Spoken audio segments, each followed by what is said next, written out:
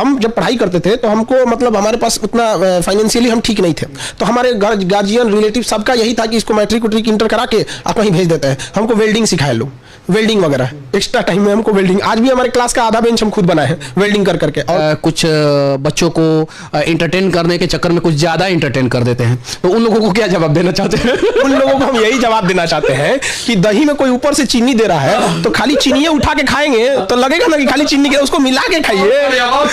अगर सर जो है बच्चों को एंटरटेन करके पढ़ा रहे हैं तो आप सिर्फ और सिर्फ एक शब्द ससुरा पकड़ लीजिएगा या कोई भी शब्द पकड़ लीजिएगा तो आपको चीनी जैसा वो खराब लगेगा पूरा। और ना जाने कितना बाप जो है ना इस उम्मीद से मर जाता है कि मेरा बेटा का अगले साल हो जाएगा तो अगले साल हो जाएगा। सही है ना सर? बहुत ये सब चीजें देखिए बिहार में करेगा क्या सर, खेती है नहीं तो नौकरी है। शिक्षक है आप, बच्चों को पढ़ाना, बच्चों को रास्ता दिखाना ये आपको अच्छे ढंग से आता है। अभी बिहार के बच्चे या बाहर के बच्चे बेरोजगारी से परेशान हैं, उनको सामने का रास्ता नहीं दिख रहा है, उन बच्चों को किस प्रकार से आप मोटिवेट करेंगे? देखिए सबसे पहले चीज क्या है कि हम कई लड़कों को ये हम ही देखते हैं, पढ़ने आते हैं ना वो मेहनत भी नहीं करना चाहते हैं। बहुत तो हम ऐसे को देखे हैं उनको देख के लगता है कि ये बस पैसा बर्बाद कर रहे हैं। कई लड़कों ऐसे देखे ना कि वो 10 बजे सो के उठते हैं। अब जो लड़का 10 बजे सो के उठ रहा है और रात भर वो बतियाया है फोन पे तो उसको क्या कहिएगा? तो कैटेगरी में फोन पे कहाँ बतियाया? अब उसको पता है, सबको पता है कहाँ बतियाया है यहाँ पर। तो ये सारी चीजें भी आजकल के लड़कों में बहुत गलत हो गया। जो चीज वो अपना एक नए स्किल सीखने में दे सकता था उस चीज को उसने क्या कर दिया, इधर उधर गंवा दिया। यहाँ पर हम जब पढ़ाई करते थे तो हमको मतलब हमारे पास उतना फाइनेंशियली हम ठीक नहीं थे, तो हमारे गार्जियन रिलेटिव सबका यही था कि इसको मैट्रिक उट्रिक इंटर करा के आप वहीं भेज देते हैं। हमको वेल्डिंग सिखाए लोग, वेल्डिंग वगैरह एक्स्ट्रा टाइम में हमको वेल्डिंग, आज भी हमारे क्लास का आधा बेंच हम खुद बनाए हैं वेल्डिंग कर करके। और बाद में एक हेल्पर को रखे उसको सिखा दिए थे कैसे से फ्रेम काटो बनाए। वो कभी बेंच नहीं बनाया था, जो मेरा पूरा बेंच बना उसको हम ही सिखाया था। तो हम ये नहीं कर रहे कि सारे लड़के वेल्डिंग सीखे, बट एटलीस्ट जो समय वो बर्बाद कर रहे हैं उसको किसी न किसी स्किल्ड में रखे। क्योंकि आजकल आप बोल रहे हैं आजकल वर्क फ्रॉम होम है। वर्क फ्रॉम होम आपको ऐसे ही बता रहे हैं। हम अभी पटना में है, हमको एक बार पीडीएफ टाइप कराना था, अचानक हमको लड़कों का मन किया कि कल हमको टेस्ट लेना है और हमने पहले से अनाउंस किया था, हमारे दिमाग से उतर गया था। और यहाँ पे ना कुछ शायद छठ वगैरह था तो ज्यादातर छठ में बिहार के वर्कर छुट्टी पे चले जाते हैं। हम यहाँ बैठ के आगरा से टाइप कराए थे, तो कोई ना कोई स्किल्ड वर्कर था, हमको आगरा क्यों भेजना पड़ा? तो आजकल वर्क फ्रॉम होम हो गया। अगर आपके पास स्किल्ड है ना तो आप स्किल्ड घर से भी कुछ कर सकते हैं। तो ऐसा नहीं कि केवल एक चीज पर डिपेंडेंट रहना चाहिए, हमेशा एक बैकअप प्लान इंसान को रखना चाहिए कि हमारे पास कुछ ना कुछ है। अगर आपके पास फाइनेंशियली वीक है तो जरूर ये तो रखना ही चाहिए। बिहार के युवाओं आपको खान सर एक संदेश दे रहे हैं कि हमेशा एक बैकअप प्लान जरूर रखिए। बिहार के गार्जियन अक्सर युवाओं पे दबाव डालते हैं कि नहीं तुमको सरकारी नौकरी लेना है, सरकारी नौकरी लेना है, सरकारी। उसके कारण जो है बेवजह पटना में बच्चे जो है दर दर की ठोकरें खाते हैं जिनको इंटरेस्ट भी नहीं रहता पढ़ाई में। तो उन गार्जियन को क्या संदेश देना चाहते हैं कि बच्चों को थोड़ा सा एक्स्ट्रा स्किल, दूसरा टाइप का स्किल भी देना चाहिए या नहीं देना चाहिए? इसमें लड़कों को भी स्पष्ट करना चाहिए। लड़कों को भी लगता है एक दो फिल्मी देख लेंगे तो मोटिवेट हो जाएंगे एकदम। यहाँ पे आपके पास भी कुछ पहले से आपको भी मेहनत करना पड़ेगा। 1:3 का रेशियो रहता है। हम हमेशा अपने स्टूडेंट को कहते हैं अगर हम 1 घंटा पढ़ाए तो तुमको 3 घंटा पढ़ना पड़ेगा तो ही रिजल्ट होगा। अगर तुम कहीं कोचिंग में तुम 2 घंटा पढ़ के आते हो तो 6 घंटा घर पे पढ़ना पड़ेगा। लड़का उसको पढ़ता नहीं है, बहुत कम मेहनत करते हैं सब। जो लड़के मेहनत नहीं करते उनका तो रिजल्ट कभी नहीं होने वाला।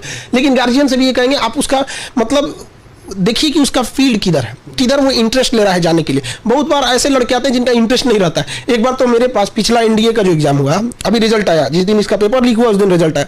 वो लड़का कहा कि सर मेरा गार्जियन हमको डिफेंस में जाना था, तो उस उत्तराखंड में उसने पता किया तो 40,000 फीस थी और हमारे यहाँ एनडीए में है तो 999 फीस थी। उसने कहा कि सर हम बस एडमिशन इसीलिए लिए हैं कि आपका फीस कम है, बाकी हमको पता है कि मेरा इसमें सिलेक्शन नहीं होगा, मेरा गार्जियन हमको करा के दिया है।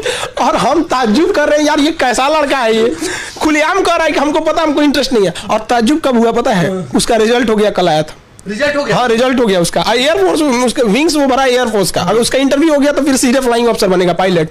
अब वो करा कि सर हमको कैसे भी इंटरव्यू पास करा दी, अब हमको बनना है। मजाक मजाक में पढ़ लिए थे। तो इसमें दो भी चीज होती है सर, जिन लड़कों का पढ़ाई में इंटरेस्ट नहीं है कहीं ना कहीं टीचर्स ने भी दगाबाजी किया है। पढ़ाई इतनी इंटरेस्टेड चीज होती है ना, कोई फिल्म बताइए जिसमें लोग कहें कि हमको समझ में नहीं आया, अच्छा लगे ना लगे वो अलग बात है, लेकिन समझ में तो आया होगा। तो टीचर्स को भी मेहनत करने की जरूरत है। और शायद यही कारण है कि कुछ लोग आप पे सवाल भी करते हैं कि आप जो है कुछ बच्चों को एंटरटेन करने के चक्कर में कुछ ज्यादा एंटरटेन कर देते हैं। तो उन लोगों को क्या जवाब देना चाहते हैं? उन लोगों को हम यही जवाब देना चाहते हैं कि दही में कोई ऊपर से चीनी दे रहा है तो खाली चीनी उठा के खाएंगे तो लगेगा ना कि खाली चीनी के, उसको मिला के खाइए।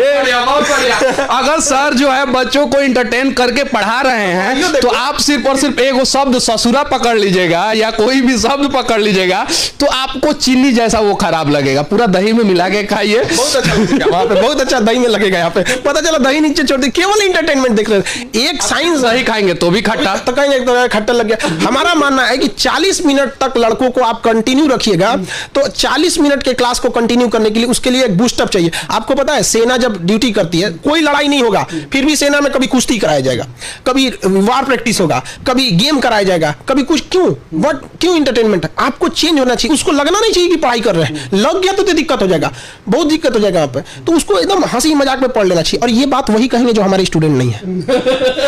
बहुत सारे बुद्धिजीवी लोग भी कहते हैं, कुछ लोग, बहुत सारे नहीं, कुछ लोग बुद्धिजीवी लोग कहते हैं, और उन लोगों का ही सवाल है कि लड़कियों पे इतना कटाक्ष क्यों करते हैं सर? वो उतना ही देखबे करते हैं तो हम क्या करेंगे? पूरा वीडियो नहीं देखते हैं। हम हमेशा लड़कियों को एक चीज को मोटिवेट करते हैं। जब गांव में, आप एक चीज गांव की मेंटेलिटी देखिए, गांव के बहुत सारे लोगों के पास पैसा है, लेकिन वो लड़कियों को भेजते नहीं है बाहर पढ़ने के लिए, क्योंकि उनके दिमाग में अजीब सी मानसिकता है कि वहां जाएगी बिगड़ जाएगी। हम यहाँ के हर लड़कियों को कहते हैं कि जब तुम पटना से छुट्टी पे घर जाओ तो संस्कार विहीनता मत करो। जिनको मामा नाना को प्रणाम नहीं भी करती थी, नमस्कार प्रणाम सलाम करो, ताकि उनको लगे कि नहीं ये भी गई थी तो ज्यादा संस्कार सीख के आई है। क्योंकि 1947 से 2022 तक 75 साल से पुरुष सोच रहा है देश को आगे ले जाने का, नहीं हो रहा है। 10 साल बस महिलाएं बराबरी का साथ दे दे, आगे निकल जाएंगे हम लोग। बस 10 साल हमको महिलाओं को आगे निकलना है। आज भी जो कहते हैं महिलाओं पे कचा है, सबसे बड़ा महिलाओं का बैच लड़कियों का हमारे यहाँ रहता है। लड़कियां से पूछिएगा आप घर में ज्यादा सेफ है कि हमारी कोचिंग में, वो कहेगी हमारी कोचिंग में। ऐसा नहीं है। बहुत बड़ी बात सर बोल रहे हैं कि पिछले 75 साल से पुरुषों के कंधों पे देश को आगे ले जाने की जिम्मेवारी है। अगर सिर्फ और सिर्फ 10 साल महिलाओं के कंधों पे ये जिम्मेवारी बराबर की दे दी जाए तो शायद जो है देश विकास कर जाएगा और देश आगे चल जाएगा। तो ऐसे जितने भी शिक्षक हैं उन लोगों के काबिलियत का, मेहनत का सम्मान करना, क्योंकि ऐसे शिक्षक हैं तभी शिक्षा बचा हुआ है और तभी बच्चों का भविष्य बचा हुआ है। जय हिंद।